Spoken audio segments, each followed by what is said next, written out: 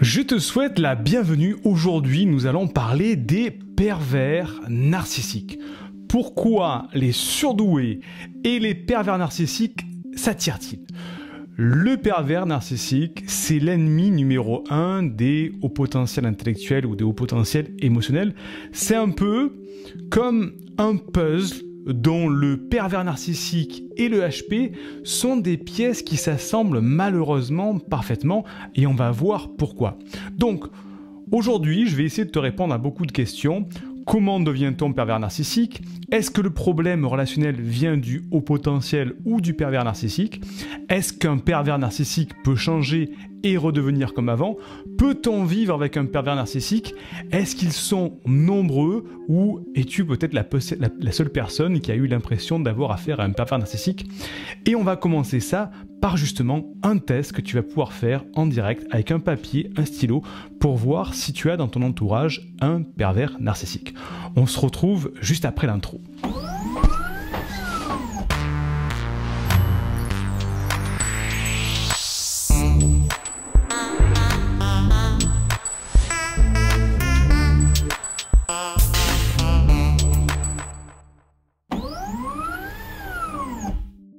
Si tu me découvres par cette vidéo, je suis Siegfried C, je suis neurothérapeute spécialisé dans les personnes à haut potentiel et j'accompagne les hauts potentiels intellectuels ou émotionnels à canaliser leur surefficience et s'épanouir avec.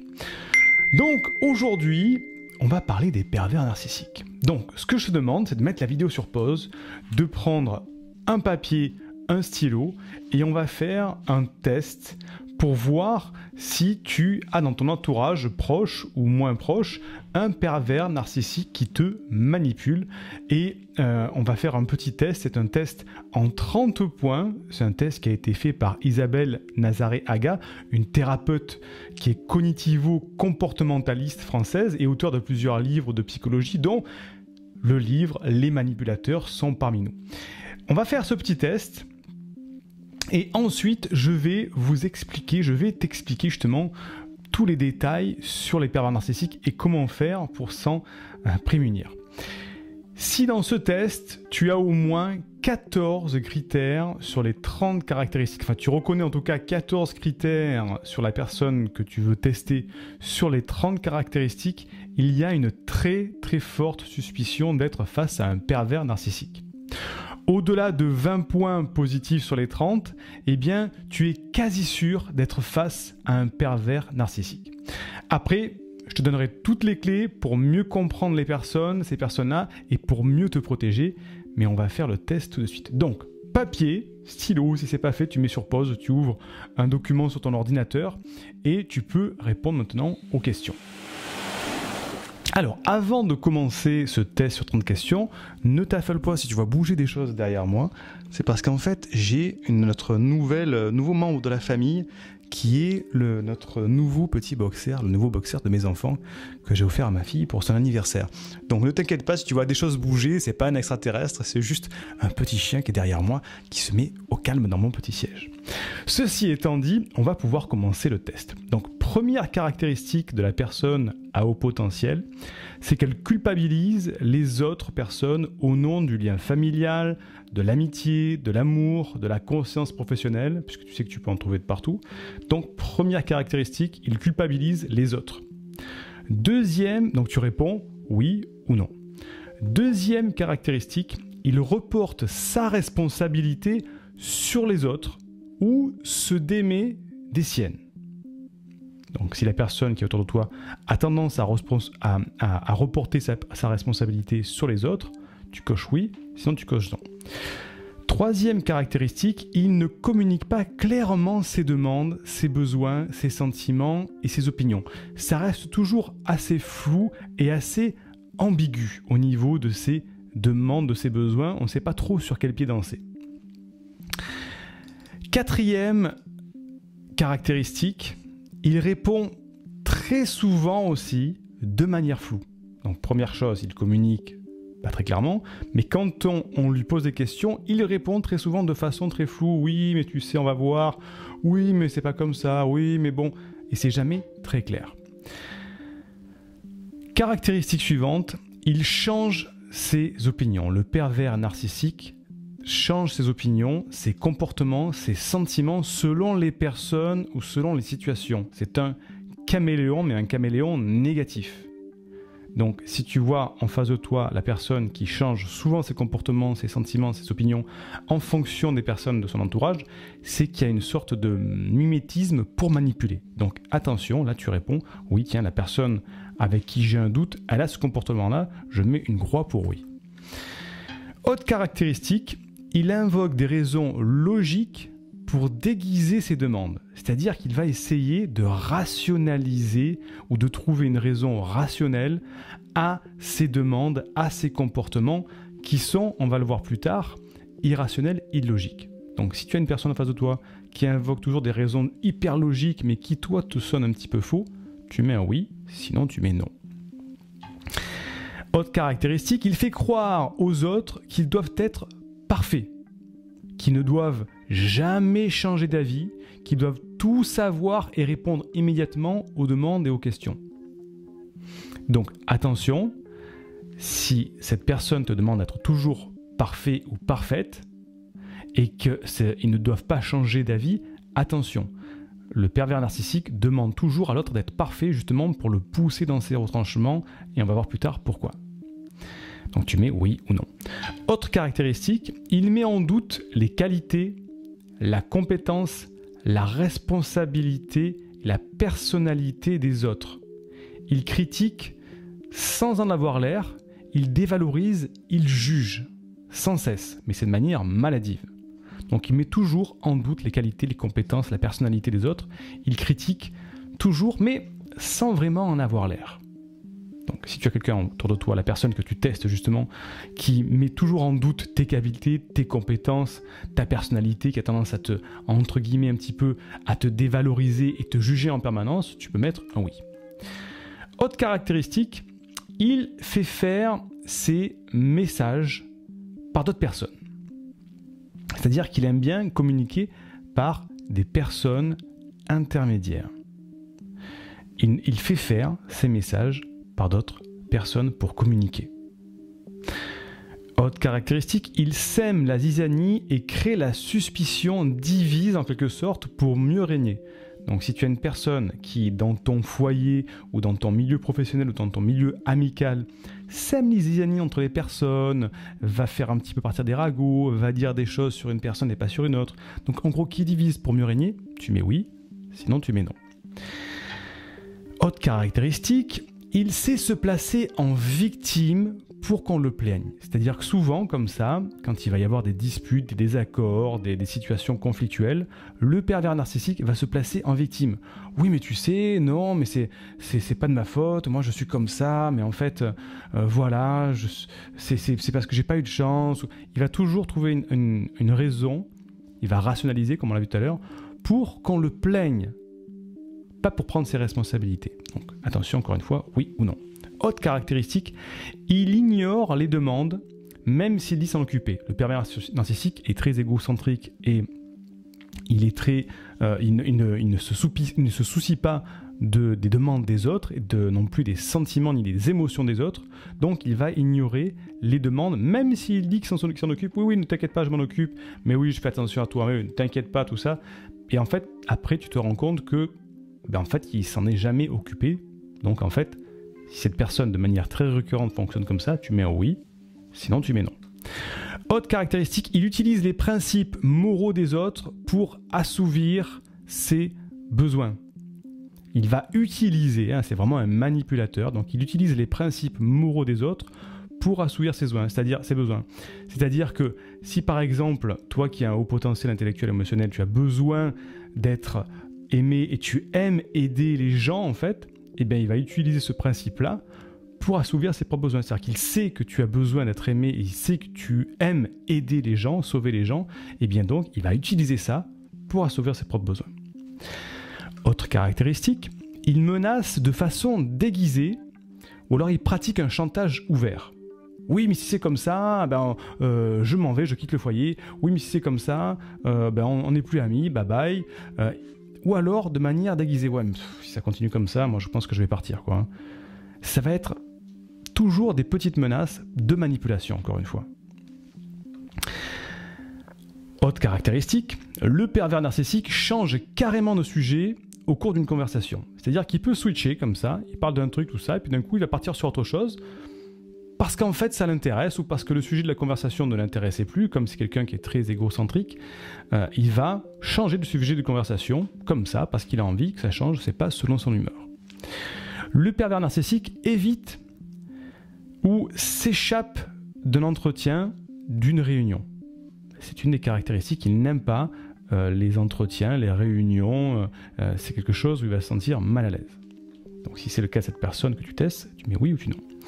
Autre caractéristique, il mise sur l'ignorance des autres et fait croire en sa supériorité. Ça c'est très présent chez le pervers narcissique. Il va dire, ok, je pense qu'ils n'en savent pas trop sur tel sujet, au travail ou à la maison ou ailleurs, donc je vais miser sur l'ignorance des autres et je vais faire croire à ma supériorité, donc soit en sortant des vérités qui sortent d'on ne sait pas où, ou en justement sortant une petite vérité qu'il a lue dans un livre, mais en se faisant rayonner auprès des autres. Donc il mise sur l'ignorance des autres et fait croire en sa supériorité. Moi je suis plus fort qu'eux, moi je suis plus intelligent qu'eux, moi je maîtrise plus la situation que toi, moi je suis plus comme ça, etc. Autre caractéristique très simple, il ment. Le pervers narcissique ment.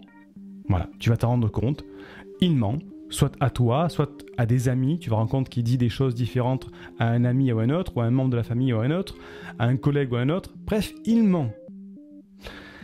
Autre caractéristique, donc à chaque fois que tu mets oui ou non, hein, autre caractéristique, il prêche le faux pour savoir le vrai. C'est bien sûr un manipulateur, donc il va prêcher le faux pour savoir le vrai.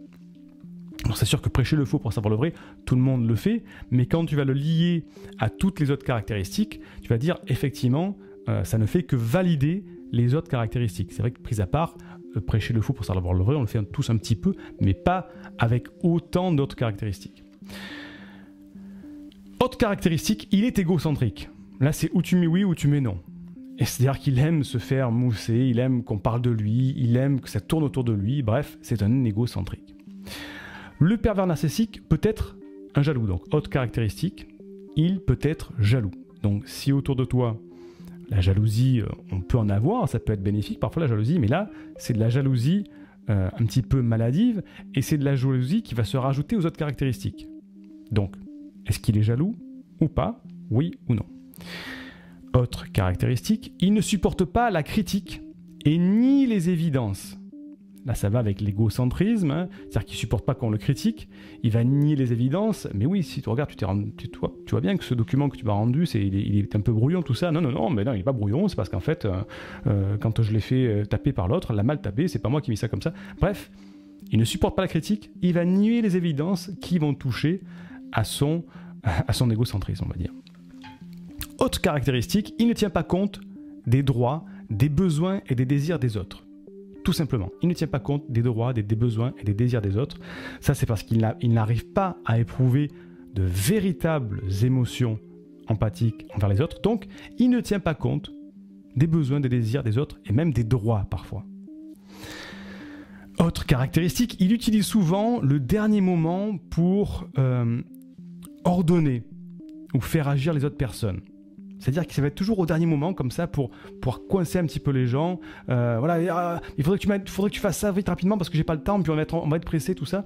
Donc, il va manipuler, c'est encore un biais de manipulation, bien sûr, du dernier moment. Il va utiliser le dernier moment pour ordonner ou pour faire agir les autres personnes. Autre caractéristique, son discours au pervers narcissique paraît logique ou cohérent, alors que ses attitudes répondent au schéma opposé. C'est-à-dire qu'il va te dire, oui, bah écoute, tu comprends, oui, moi, pas de souci, je m'occupe de tout, je sais très bien organiser ça, je vais faire ça, ça, après on fera ça, après je vais appeler telle personne, après je prends les coups de fil, etc., après je remplis les documents, ben voilà. Tout paraît logique, cohérent, et puis d'un coup, quand tu vois la personne en train de s'occuper du sujet, par exemple, tu vas dire, mais en fait, il appelle personne, il fait rien, il n'a pas bougé, en fait, mais il fait rien, en fait.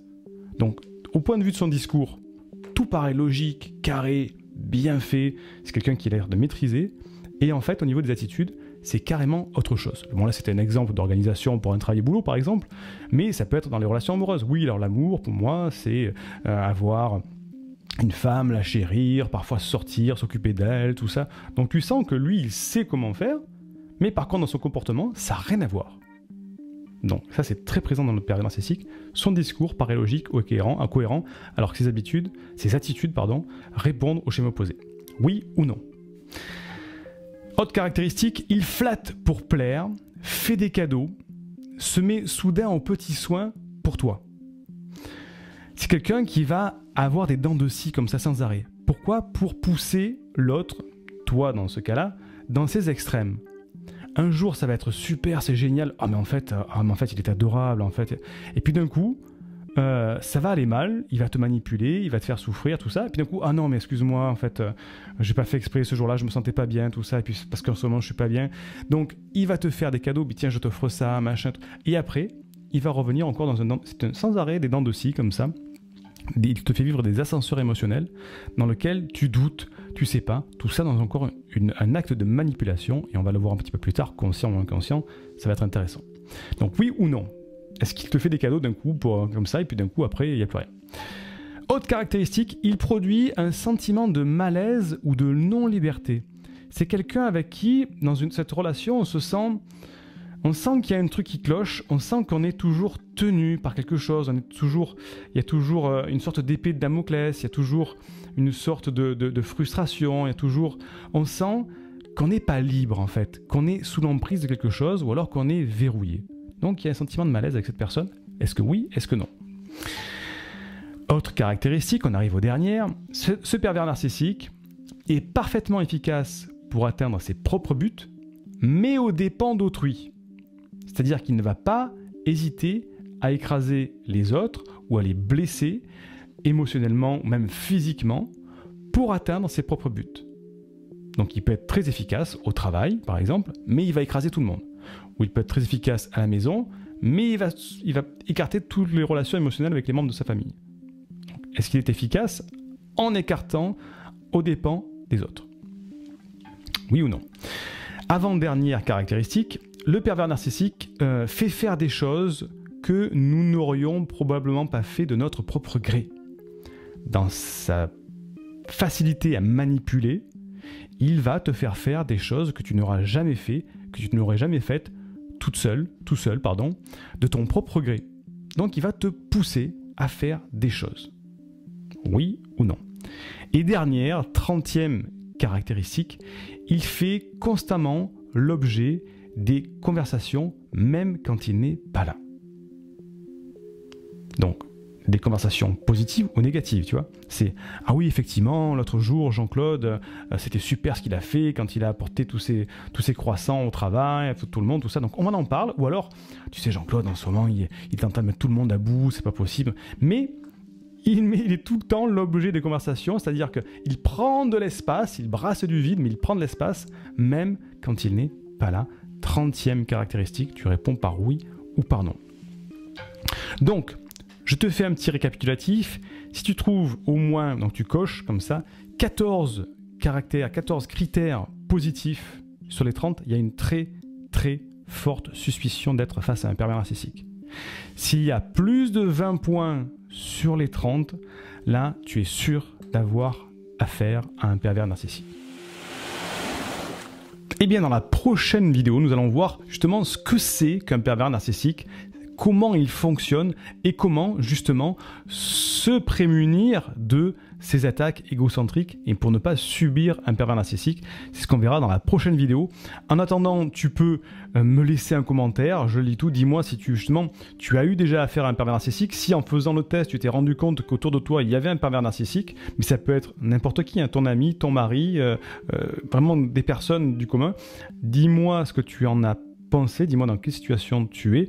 Je lis tous les commentaires bien sûr et on se retrouve dans la prochaine vidéo pour découvrir la suite de cette série sur les pervers narcissiques. En attendant, n'oublie pas que tu as la première formation offerte en description dans laquelle tu peux apprendre à canaliser tes pensées envahissantes et avoir aussi le mode emploi de ta douance. Je te dis à très vite.